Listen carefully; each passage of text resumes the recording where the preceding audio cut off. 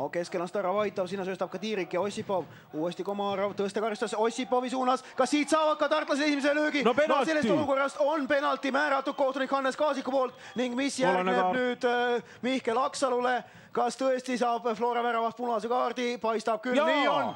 69. minutil Mihkel Aksalu eemaldatakse mängust, viimase mehena tõmbas ta selle olukorras maha Artur Ossipovi ja kas tõesti avaneb Tartule veel šanss, kui nad olid juba maha maetud, kirstu topitud ja veel kord maha maetud, kuid nüüd tõesti. Nüüd näeme seda olukorda kindlasti ka kordusest. Nüüd tuleb muidugi ka öelda Flora kaitse kohta, et mida tegi nagu Flora kaitse selles. Oli ka nemad võiduimas. Muidugi Komarovilt väga ilus pehme tõsta. Kõigepealt Tõnis Vannalt jäme eksimus lööb pallist mööda. Nüüd on Ossipov selles olukorras Aksalu vastu, lükkab palli vasaku jalaga mööda, Aksalu tuleb jalg ees sisse ja niidab Ossipovi jalust, nii et kindel punane kaart, ei tasu siin midagi vaielda. Mihkel Aksalu eemaldatakse mängust ning tuleb Floral tuua mängu varuväravast Stanislav Pedõk ning ta siis mõne väljakumängijaga asendada. Stanislav Pedõk on nüüd ka, paistab, et riidest seal ennast lahti koorimas ja sängusärki selga ajamas.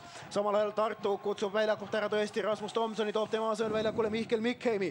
Kas tõesti karikafinaal väärib oma karikafinaali nimega selles mõttes, et me näeme siin sellist dramaatikat, nii et oi-oi-jaa, tirallalla. No juba laupäeval tegelikult ju tegi Aksalu samamoodi karistusalas vea ühele Tartu Maak Tammeka pallurile, tookord ta sai kollase kaarti ja siis sellele olukorrale järgnud penalti lõi Ossipov sisse, nii et noh, ütleme nii, et põhimõtteliselt 20 minutit pluss kohtuniku antavad lisaminutid jääksid veel Tartule armuaega ja kui nüüd löök sisse Ossipov selle penalti. No siis on veel kõik võimalik. 2 väravat ja tuleb lisaaeg. Jah, just nimelt. Ja või 3 väravat ja Tartu võidab selle mängu. Aga nüüd ei saa Flora kuidagi oma varuväravahti platsile toodud.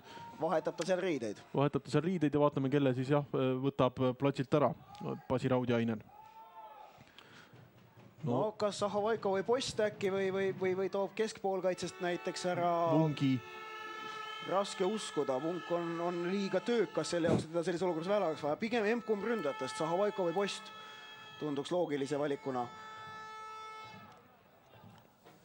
No kaua Stanislav Pedõkil huvitav seal aega läheb, kas putsasid ei oska kinni siduda või mis tal viga on? Nii mitte valmis ei saa ka varuväravahti olla ju mõttegi.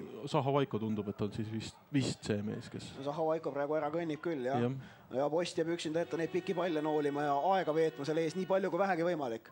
Nii et jah, Flora teeb sunnitud vahetuse, välja tuleb mängust Vjatšeslav Zahovaiko ning tema asemel tuleb sisse varuvärava Stanislav Pedõk, sest algkoosseis alustanud väravaht Mihkel Aksalu teenis 70. minutil punase kaardi. No tundub tõesti, et Pedõkil oli juba pandud vist ülikond selga, et tähistada viisakalt Flora võitu. Või mis minutil Aksalu tegelikult eemaldati reaalselt?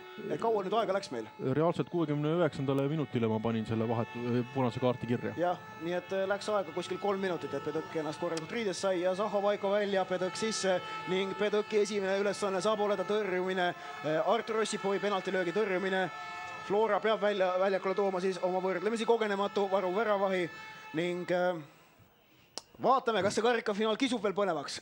Esimene tingimus selleks on, et Ossipov peab raudselt selle penalti ära lööma. Ei, absoluutselt jah. No ma eeldan, et ta lööb väravahist paremale millegi pärast. No eks näis.